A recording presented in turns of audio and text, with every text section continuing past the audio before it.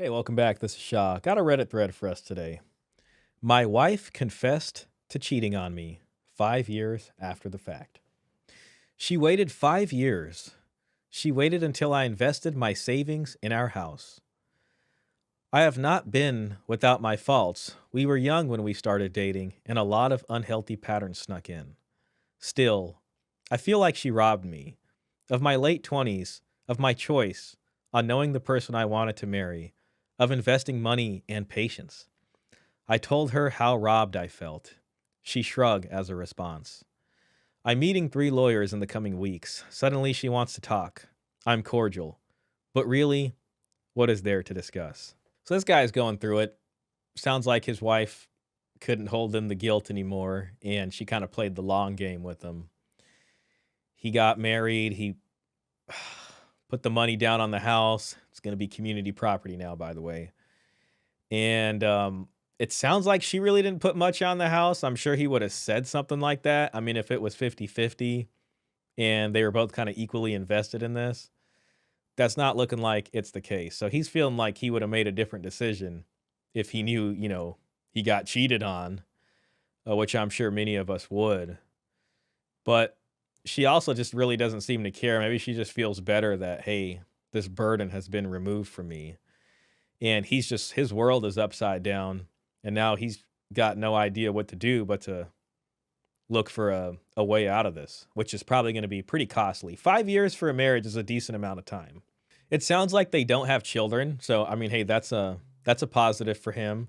A lot of time did go by, which is unfortunate. Sounds like he's in his 30s now. And he'll probably have to pay some alimony for a bit, and typically, I mean, if we're looking at California law, it's what I kind of base it off. Long-term marriages start after, about the 10-year mark. So he's probably going to have to pay for it's typically under 10 years, about half the length of the marriage. So he'll probably have to pay for about 2.5 years, just depending. But, I really don't think he has any other choice in this but to just pull off the Band-Aid here. Let's see what the comments say. She shrugged in response. Make sure you return the favor when she's begging you to stay. Why 5 years after the fact, though? Why all of a sudden? Makes me think she's guilty and still cheating. Someone says, happens all the time. They're tormented by guilt and or the constant fear of being found out. Probably they were thinking of starting a family, and she felt she had to get this off her back for good, one way or another. I will say he's definitely, lucky in a way that she told him. It's 5 years down the line. And what I think about is just, I went to a baby shower on Sunday. And, anytime I go to a wedding or something like that, where like both of the families are there and like the parents are there and oh my God, they're so happy and everybody's happy. And you imagine the wedding and like, oh my God, didn't you meet her parents and your parents embrace her and she's part of the family and all this amazing, meaningful, symbolic stuff that just gets you right and the heartstrings is going on. And you're like, this is it, we're doing this and you're invested, you're full in. And then something like this happens and you're just like, man, it just didn't mean the same to her as it meant to me. And it's just a complete betrayal. And, your family's involved and you got to explain this to them.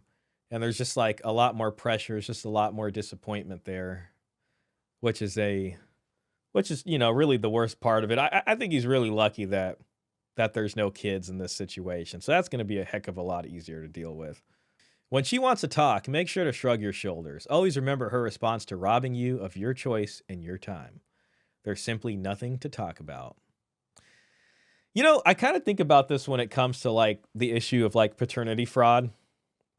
And I feel like sometimes there's advice coming the complete other way. Like, well, you should be there in that child's life. And it's tough for the person who got cheated on also because they know the child and maybe the kid's 3. Let's say this was a 5-year marriage. Let's say they had a kid at year number 2 in their marriage. And, the baby's born and oh my God, it's the most amazing thing. And you love this child. And then you find out it's not biologically your child.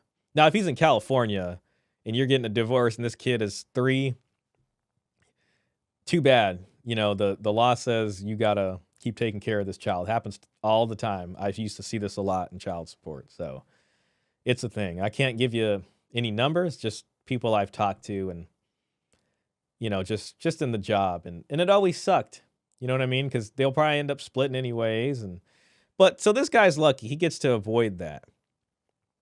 And, I'm sure he wasn't the perfect boyfriend, but that doesn't justify cheating and then quietly biding your time and going through the whole rigmarole of the wedding and the parents and this and that and everything. So, he's getting his heart ripped out. And I think he's lucky. I think he's lucky that, he'll be able to make some money back. She'll get half the house. I'm sure she's not, maybe she'll wake up and be like, you know what I did was wrong. If we lived in the days of at-fault divorce, this would be something this guy can rely on and say, hey, there was adultery, there was an injustice committed, I'm the injured party. But we don't live there. We live in no-fault divorce, which means nobody cares. And we're just going to take what the assets of the marriage are, we're going to divide them equally. He's going to have to pay some alimony to the woman who cheated on him. And, that'll last some amount of time, and they'll end up going their separate ways.